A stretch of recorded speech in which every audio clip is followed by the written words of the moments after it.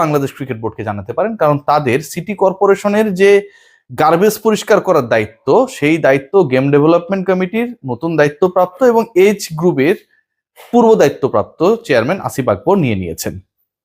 এবং এই যে একটা মশার ডেড বডি আপনারা দেখছেন আমার কাছে আছে, এটা যদি এখানে দেয়া যায়, মারা গেছে তো মৃত মশা, এটাকে নতুন করে মারা যাচ্ছে না।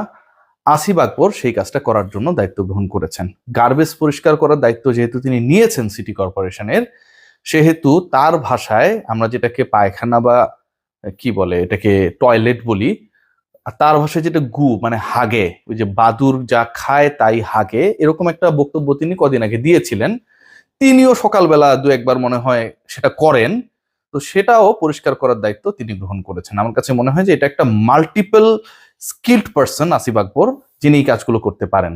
এবং যেই কাজগুলো এখন থেকে আপনারা আমার কোনো টেনশন করতে হবে না, বাংলাদেশ ক্রিকেট বোর্ড শেরে বাংলা ক্রিকেট স্টেডিয়ামের যে অফিস সেখানটায় জানিয়ে দিলে চলবে।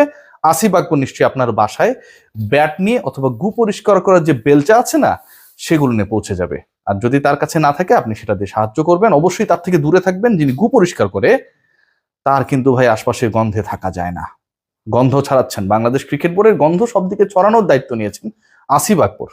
তামিম ইকবাল, ফাহিম সিনহা থেকে শুরু করে আমিনুল হক কেউ তার পছন্দের না। আবার যখন সুযোগটা পান চোখ বুঝে পোল্টি মারতেও তার দেরি হয় না। কদিন আগে আমিনুলকে নিয়ে তিনি যে বক্তব্য দিয়েছেন, ক্রীড়া প্রতিমন্ত্রীকে নিয়ে যে বক্তব্যগুলো দিয়েছেন, সেই বক্তব্য হচ্ছে তুচ্ছ তাচ্ছিল্য করা। এবং পরবর্তী সময়ে আরেকটা টকশোতে গিয়ে পোল্টি মেরে তিনি বিএনপি করেন, আমিনুল তার ছোট ভাই। আমিনুল কখনো বলে না, আমিনুল কখনো বলে নাই, আমিনুল হক কখনো বলে নাই যে আসিফ আকবর তার বড় ভাই, তিনি তার ছোট ভাই, তার হাত ধরে রাজনীতি করেছেন। একলা একলা আসিফ আকবর সেই বক্তব্যগুলো দেওয়ার চেষ্টা করেছেন এবং সেই বক্তব্য দিয়ে তিনি বোঝানোর চেষ্টা করেছেন। মশা মারলাম, যদিও এটা আসিফের কাজ ছিল। আসিফ আকবর অত আকবর টাকবর বলতে ইচ্ছা করে না, আসলে তার বংশে কোনো শাহজাহান কিংবা থাকে না, হুমায়ুন ছিল কিনা সেটা তো আমি জানি না। তো নামের পেছনে আকবর থাকলেই যে আসলে সম্ভ্রান্ত হয় তাও না। তিনি যে আসলে কতটা ফকিন্নি সেটা তার ল্যাঙ্গুয়েজ আমরা দেখেছি। যে আলোচনাটায় ছিলাম যে তিনি তার হাত ধরেই আমিনুল হক রাজনীতিতে এসেছেন। দুদিন আগে তাকে গালিগালাজ করা, টেকনিক্যালি গালিগালাজ করা আসিফ আকবর মোটামুটি পোল্টি নিয়েছেন। বিএনপি নাকি তার বাপ দাদা পর্যন্ত 14 গোষ্ঠী পিতামহ প্রপিতামহ সবাই নাকি প্রো বিএনপি, অনেক বক্তব্য দিয়েছেন। আসিফ আকবরের বাবার নাম কি আপনারা জানেন? আমাদের আঙ্কেলের নাম আপনারা জানেন? ওনার দাদার নাম আপনারা কেউ জানেন? এখন বেটটের করে হয়তো বিভিন্ন ধরনের ফটো কার্ড আসবে যে তিনি সামনে, তার পেছনে হচ্ছে তার গোষ্ঠীর লোকজন এবং তারা খুব বিখ্যাত কেউ ছিল, এরকম একটা প্রচার করার চেষ্টা চলবে। বটবাহিনী যেটা করে, কেউ তাদের চেনে না ভাই। কুমিল্লায় অনেক বিএনপির বড় বড় নেতা আমরা দেখেছি। আসিফ আকবর একজন বহিষ্কৃত বিএনপির সাবেক, তার দাবি করা নেতা, তিনি আসলে কোন পদে ছিলেন সেটা এখন পর্যন্ত আমরা কেউ জানি না।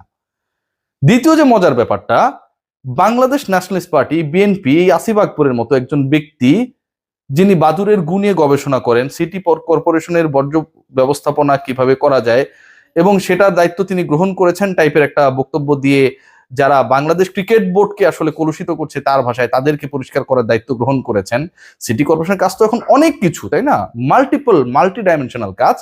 যিনি ভবিষ্যতে আপনার আমার বাসার আশপাশে যারা হেগে রাখে সেই গু পরিষ্কার করবেন, সেই আসিফ আকবর, যার গাড়িতে উল্টাপাল্টা জিনিস পাবার পর সেটাকে জব্দ করা হয়, যিনি গান জালিয়াতির কারণে জেলে গেছেন, যেই আসিফ আকবর কথিত রয়েছে যে ভারতে গিয়ে তিনি নিজেই স্টুডিও ভাড়া করে সেখানটায় রেকর্ড করে বলেছেন যে এআর রহমান তাকে ডেকে পাঠিয়েছে। মানে বুঝতেছেন তার চাপাবাজির লেভেলটা কোথায়। সেই আসিফ আকবর ঘোষণা করেছেন যে বিএনপি নাকি হচ্ছে, বা বিএনপির সাথে জড়িত তার বিশাল ফ্যামিলির ব্যাকগ্রাউন্ড, এবং তারা হচ্ছে বাংলাদেশ ন্যাশনালিস্ট পার্টির সাথে ব্যাপকভাবে জড়িত এবং সেটার কারণে আসলে এখানে বিএনপি কিছু করবে না ইলেকশন নিয়ে, এরকম বক্তব্য দেওয়ার চেষ্টা করেছে। ইন্টারেস্টিং পার্ট কি দেখেন, আসিফ আকবর নিজে বিতর্কিতভাবে নির্বাচন করেছেন। কোন সময়টা করেছেন? যেই সময়টার বিরোধিতা স্বয়ং বিএনপি নিজে করেছে। কোন সময়টা? সবশেষ সময়টা। এতই যদি তার বিএনপির প্রতি প্রেম প্রীতি, তাহলে ওই পার্টিকুলার ইলেকশনে, বিতর্কিত ইলেকশনে যেখানটায় তিনি নিজে প্রেজেন্টও ছিলেন না, সেই নির্বাচনে আসিফ আকবর কিভাবে নির্বাচিত হবার লোভে দাঁড়িয়ে গেলেন? বিএনপি সমর্থন ছিল, তারেক রহমান বলেছিল, আমিনুল হক বলেছিল, আসিফ আকবরকে তার ছোট ভাই আমিনুল হক ফোন করে বলেছিল যে আসিফ ভাই আপনি দাঁড়ান, আপনি যদি দাঁড়ান তাহলে বিএনপির ইজ্জতটা 2 ইঞ্চি উঁচু হয়ে যাবে। হয় নাই। সুযোগ সন্ধানী আসিফ আকবর তখন ঠিকই ডিরেক্টর হওয়ার জন্য সেখানটায় গেছেন। সুযোগ সন্ধানী আসিফ আকবর, ধান্দাবাজ আসিফ আকবর, যিনি ভবিষ্যতে সিটি কর্পোরেশনে হয়তো গুয়ো পরিষ্কার করবেন, তিনি এখন বলছেন আমিনুল তার ভাই, যখন তিনি মন্ত্রী হয়ে গেছেন। ইন্টারেস্টিং পার্ট, কিন্তু আমাকে অনেক মশা ডিস্টার্ব করছে আশপাশে। এরা হয়তো জানে না যে আসিফ আকবর আমাদের পরিচিত কেউ, এবং যে কোনো সময় আমার বাসা বা আমার এলাকায় আসলে এই মশাগুলোর খবর হয়ে যাবে। ফাহিম সিনহা নাকি তার ভাতিজা। আসিফ আকবরের নামের আগে পরে আমি কোনো সিনহা কোনো কিছু পেলাম না, খোঁজার চেষ্টা করেছি, আজকে গুগল করেছি, চ্যাট জিপিটি কে জিজ্ঞেস করেছি, কোনো কিছু নেই। ফাহিম সিনহা তার ভাতিজা, এবং তিনি তার বাবার মতো না ধান্দা করার জন্য বাংলাদেশ ক্রিকেট বোর্ডে গেছে। ফাহিম সিনহাদের পুরো ফ্যামিলির টোটাল ফিনান্সিয়াল ভ্যালু আপনি জানেন? কোনো ধারণা আছে? কোনো ধারণা নাই আসিফ আকবর। এবং আসিফ আকবর বলেছেন ফাহিম সিনহার বাবা তাকে অনেক স্নেহ করতেন, সেটাও আমি খোঁজ নিয়েছি, এবং সেই খোঁজটা নিতে গিয়ে খুব ইন্টারেস্টিং কিছু তথ্য পাওয়া গেছে। সেই তথ্যটা হচ্ছে যে যখন থাকে না পারিবারিক গেট টুগেদারের যে সময়গুলো আমরা কাটাই বিভিন্ন সময়, ঈদে কিংবা হচ্ছে অন্য যে অকেশনস গুলো থাকে, তখন অনেককে আমরা বলি যে ঠিক আছে তুমি একটু আমাদের এই সময়টাকে সুন্দর করার জন্য একটু গান গেয়ে দিবে। আসিফ আকবর তখন 4-5 হাজার টাকার বিনিময়ে সেখানটায় গিয়ে গান টান গাইতেন। এই হচ্ছে চাচা ভাইস্তার সম্পর্ক বিটুইন আসিফ আকবর এবং ফাহিম সিনহা। নামের শেষে আকবর থাকলে যেমন সম্ভ্রান্ত হওয়া যায় না, টক শোতে গিয়ে বাজে কথা বলেও খুব বেশি ভদ্র হওয়া যায় না। বাদুর নিয়ে তিনি একটা তত্ত্ব দিয়েছেন, এবং বাদুরের সাথে তিনি একটা গোষ্ঠীকে তুলনা করেছেন। তার মানে এই বাজে তুলনাগুলো তিনি শুরু করেছেন, বাট আমি তুলনা করব না। আমি এই মুহূর্তে বাংলাদেশ ক্রিকেট বোর্ডের যে সিচুয়েশন সেটাকে আপনাদের সামনে একদম পরিষ্কারভাবে তুলে আনতে চাই। আর একটা মশা, সেই সিচুয়েশনটা হচ্ছে বাংলাদেশ ক্রিকেট বোর্ডের এই মুহূর্তে আসলে খুবই খুবই গুরুত্বপূর্ণভাবে এমন একটা জিনিস দরকার যেটা তাদেরকে বিপদের অনুমান করতে পারবে। এটাকে আমি ছোট করছি না। আপনারা সবাই জানেন না, ডগ স্কোয়াড, র্যাবে কিংবা হচ্ছে বাংলাদেশের যে গোয়েন্দা সংস্থাগুলো রয়েছে তাদের হয়ে বিভিন্ন প্রজাতির বিদেশ থেকে আনা কুকুরগুলো কিন্তু ব্যাপক হেল্প করে। কারণ তারা যেখানটায় বিপদের গন্ধ সেই ব্যাপারে মোটামুটি প্রশিক্ষিত, এবং তারা বাহিনীর সদস্যদেরকে সেই ইনফরমেশনটা তাদের মতো করে জানিয়ে দেয় যে এখানটায় যাওয়া যাবে না, অস্ত্র আছে, গুলি আছে, ইয়াবা আছে, মদ রয়েছে, এই ব্যাপারটা জানিয়ে দেয়।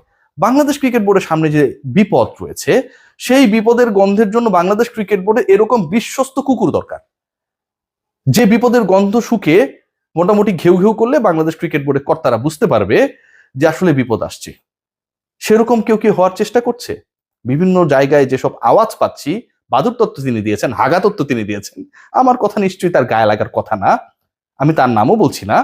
হয়তো এরকম কিছু একজন কাউকে একজন দরকার, যিনি আসলে ওই বিপদের গন্ধটা শুকে ঘেউ ঘেউ করবেন, এবং একই সাথে ওখানটায় যদি হেগেও দেন সেটা নিজেও পরিষ্কার করবেন সিটি কর্পোরেশনের দায়িত্ব নিয়ে। সেই ব্যক্তিটা হবার চেষ্টায় কি কেউ রয়েছেন বিভিন্ন জায়গায় যিনি ঘেউ ঘেউ করছেন? কে সে? গেস করুন তো। সবাই ভালো থাকবেন।